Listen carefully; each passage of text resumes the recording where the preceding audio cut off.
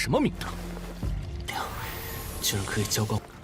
没有了呀，看穆少爷的酒量，有颜不残啊！自管是壶极乐酿吧，就换你的兄长来吧，你意下如何？我，有送命的范儿，展开任何空间，有所过之处，村民们分子无一活口。那这。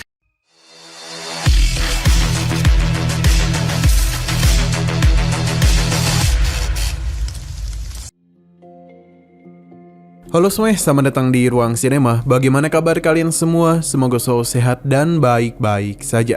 Pada hari ini kita akan kembali melanjutkan series Donghua Village Battle Spirit episode terbaru, yang mana ini adalah episode yang ke-157-nya. Bagi yang mau bergabung dengan series ini, kita sudah sediakan playlistnya, jadi kalian bisa dengan mudah mencari di mana episode awal dari series ini. Namun sebelum kita mulai episode terbarunya, kita akan melihat dulu apa saja yang terjadi pada episode sebelumnya. Tepatnya pada episode 156. Kemarin, Kinan bersama Yang Gao telah berhasil memasuki wilayah Gunung Wendau. Mereka bisa langsung mendengar teriakan seorang wanita yang hendak diperkaos oleh Tuan Mudamu. Korbannya tidak hanya wanita ini saja, namun ternyata banyak wanita sudah dia perlakukan sama. Untung saja Kinan datang di waktu yang tepat. Dia sempat memberikan ancaman kepada Tuan Mudamu. Tapi karena dia ini merupakan makhluk hina, jadi Kinan pun langsung menghabisinya. Setelah dari sana, Kinan mulai menyamar menjadi Tuan Mudamu. Ia mendatangi perkumpulan para murid elit dari Gunung Wendau, yang mana mereka merasa Tuan Mudamu sudah menikmati para wanita di sana. Demi bisa melancarkan rencananya, Kinan pun mengajak para murid itu untuk sparring dengannya. Andai saja dia menang, maka Kinan akan menanyakan banyak hal kepada mereka. Hal tersebut dengan senang hati mereka terima. Sekarang kita akan melanjutkan episode terbarunya. Saat ini di hadapan Kinan ada anggur Yusang Jiliniang. Tidak sembarangan orang yang bisa meminum anggur itu. Andai kultivasinya tidak cukup kuat, maka setelah meminumnya akan membuat pembuluh darah meridian terputus dan meninggoy. Perhatian tertuju pada pertarungan ini karena Tuan Muda begitu berani menantang Raja Anggur. Mereka sangatlah penasaran dengan hasil pertarungan itu. Terlebih lagi, Tuan Mudamu adalah pahlawan di antara para manusia. Apakah jika minum beberapa gelas akan membuatnya dalam bahaya? Tuan Mudamu tanpa pikir panjang langsung saja meminum anggur tersebut karena mereka menganggap remehnya. Baru saja meneguknya, Kinan langsung saja sadar kalau kekuatan dalam anggur ini ternyata bisa menyeram pohon bela diri di lautan kesadarannya dan membuat pikirannya menjadi jauh lebih jernih. Tidak hanya itu, namun kultivasi Kinan juga telah meningkat. Kinan pun meminumnya hingga habis, bahkan baginya ini terlalu sedikit. Melihat hal itu tentu saja mengejutkan dua murid itu. Berhubung dia sangatlah sombong, jadi anggur-anggur lainnya juga akan dikeluarkan. Mereka pun ingin melihat apakah kemampuan minum Tuan Mudamu sebesar kesombongannya. Para murid penasaran apakah dia bisa melakukannya, karena seorang usang puncak saja tidak akan sanggup meminum 10 teko Jiliniang. Mereka yakin Tuan Mudamu tidak akan sanggup, sedangkan murid ini akan mulai terlebih dahulu, di mana dia sudah minum sebanyak 3 teko. Baginya ini masihlah terlalu mudah, sedangkan Kinan menganggap meminum 1 teko demi 1 teko sangatlah tidak memuaskannya. Jadi dia yang meminum semua anggur itu sekaligus. 什么名堂？今儿可以交个。没有了呀，看穆少爷的酒量，有颜不残啊！自管是壶极乐酿吧。这三。 Melihat apa yang terjadi, sontak saja membuat semua orang terkejut. Pasalnya, bagaimana mungkin Tuan Mudamu bertahan setelah meminum anggur sebanyak itu? Tidak ingin kalah darinya, murid ini langsung saja meneguk 1 teko lagi, yang mana itu bahkan membuat temannya ini agak panik. Karena bagaimanapun dia memaksakan dirinya sendiri. Pada akhirnya 10 teko pun telah dia minum. Terlihat kalau dia sudah mulai agak teler. Tuan Mudamu memberikan pujian atas kehebatannya. Berhubung masih belum ada pemenang, jadi mereka akan lanjut ke babak selanjutnya. Dia yang mendengar pendapat dari Wuhan, tapi Tuan Mudamu telah memanggil nama yang salah karena dia itu adalah Su Huji, sedangkan Su Wuhan berada di belakangnya. Tuan Mudamu memintanya untuk menyerah saja karena jika ia sudah tidak sanggup, lebih baik gantikan saja dengan kakaknya. Terlebih lagi mereka itu adalah saudara kembar, jadi ia tidaklah keberatan jika mereka hendak bertukar. Huji memang sudah mabuk berat dan langsung saja jatuh pingsan. Para murid yang ada di belakang mulai mentertawakan mereka. Alhasil, Husan pun maju demi bisa menggantikan adiknya. Anggur pun akan kembali dikeluarkan. Setelah 3 putaran dilakukan, Huan terlihat sudah tidak sanggup lagi dan juga ikut jatuh pingsan di sebelah adiknya.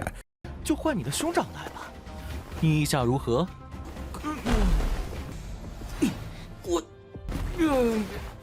我不才险胜2位。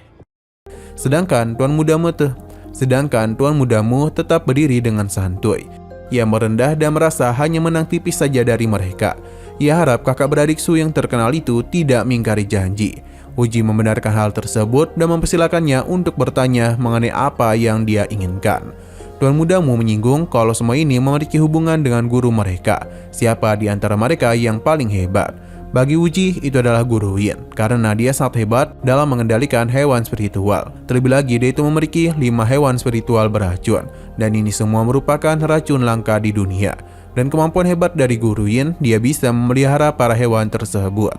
Tapi bagi Huan, tetua Yin tidaklah sehebat itu, karena ada kakak Guru Yin yang jauh lebih hebat seperti mereka berdua yang adalah kakak beradik juga.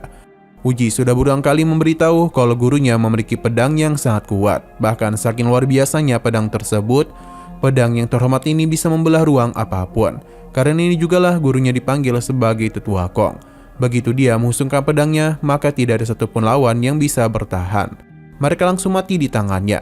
Tapi Uji merasa gurunya tidak sehebat itu. Tapi Uji merasa sehebat apapun teknik pedang itu hanya tetap sebuah pedang saja. Karena hewan peliharaan spiritual milik gurunya bisa berkembang biak.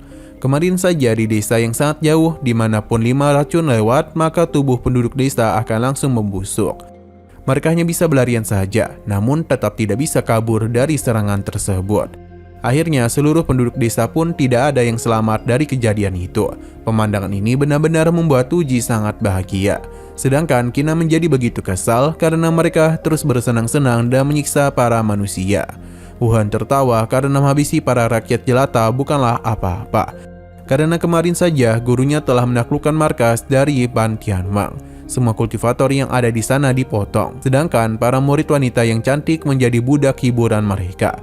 Mendengar apa yang mereka barusan katakan membuat Kinan menjadi begitu murka.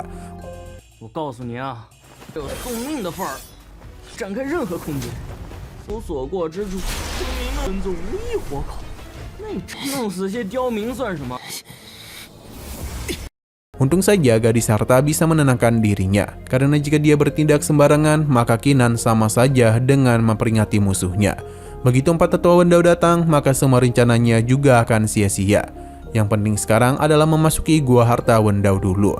Setelah semua itu, maka Kinan bisa melakukan apa saja yang dia inginkan.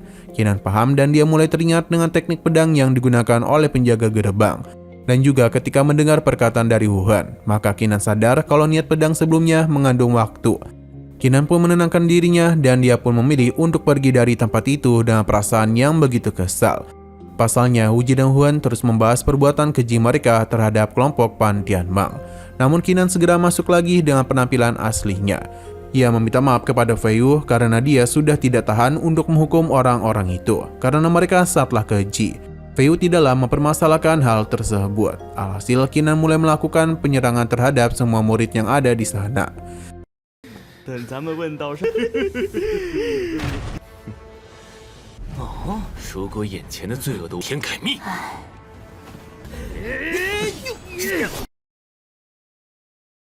Sedangkan Huan dan Uji yang sudah mabuk berat tidak bisa berbuat apapun selain mati di tangan Kinan. Dengan begini, maka semua murid Wendau yang ada di sana pun menjadi korban dari kemarahan Kinan. Semua murid itu dirinya bakar untuk bisa menghilangkan jejak kekuatannya.